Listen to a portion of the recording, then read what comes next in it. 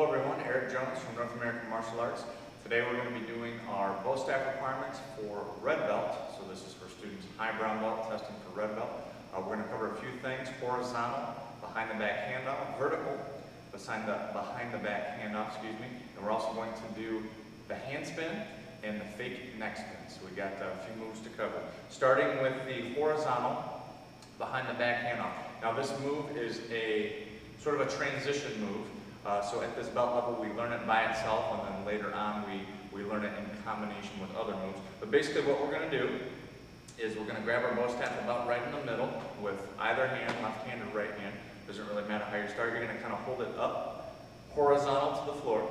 I'm going to turn it down, all the way down, so my thumb is pointing towards the floor. I'm going to bring it behind my back, hand it off. Now when I hand it off, I want a thumb to thumb grip, just like that. That's how I want to hand off.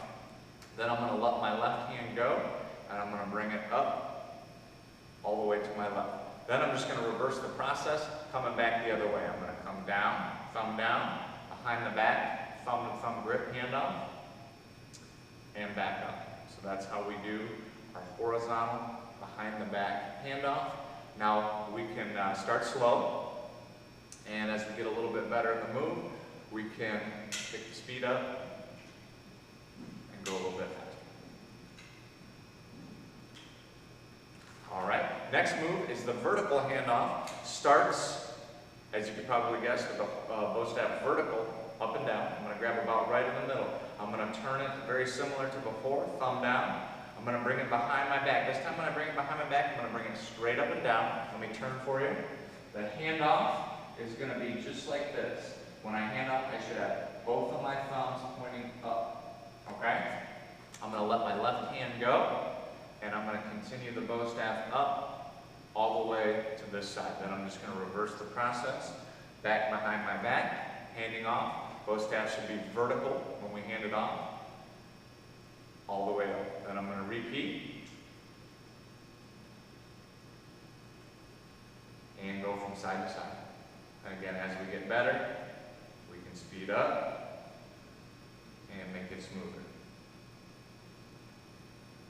Okay, that is our vertical behind the back handoff. Next on our list is the hand spin. This is sort of a release, but not really, because it never really loses contact with our hand. What we're going to do is we're going to grab our bow staff about one hand's length off the middle of the bow. So if you're on the middle, about one hand's length off the middle.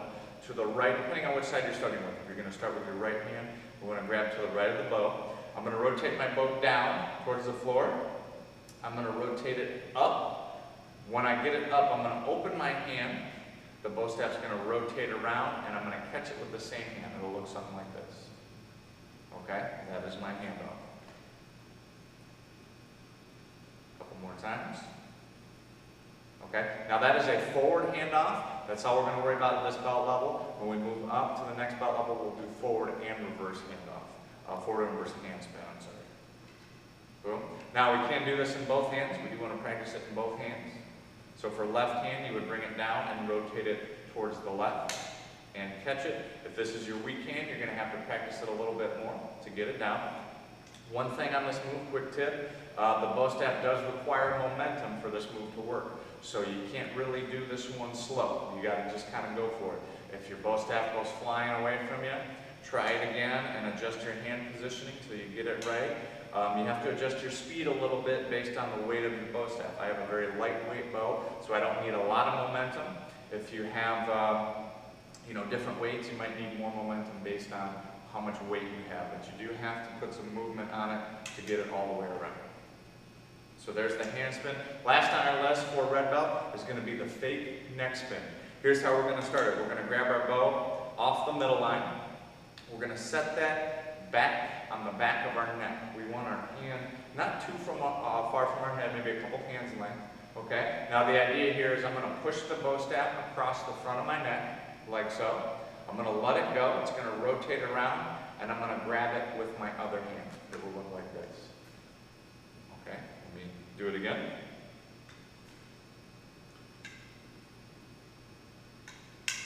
That is my fake neck spin. Now I can go from the other side, pushing from this side, coming to the left.